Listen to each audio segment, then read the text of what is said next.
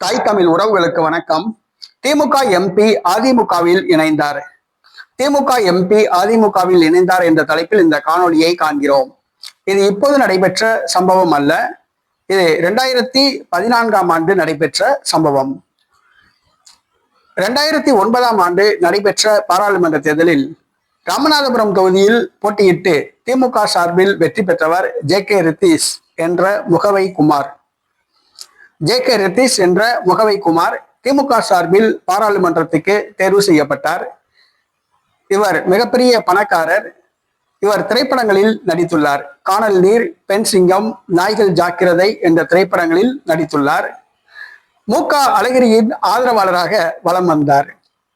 2019ஆம் ஆண்டு மு.க. அழகிரி திமுகவில் டம்மி செய்யப்பட்ட போது இவர் அழகிரியின் ஆதரவாளராகவே தொடர்ந்தார். திமுகவிலிருந்து அழகிரி ஓரங்கட்டப்பட்டார். அப்பொழுது திமுகவுடனான உறவுகளை துண்டித்துக் கொண்டார் ஜே.கே. ரித்தீஷ்.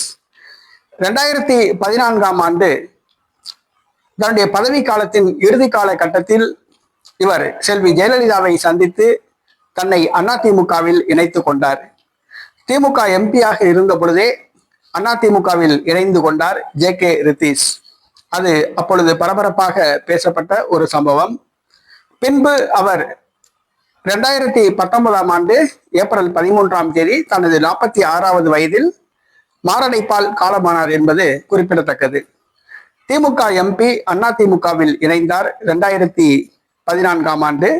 அது ஜே.கே. ரித்தீஷ்.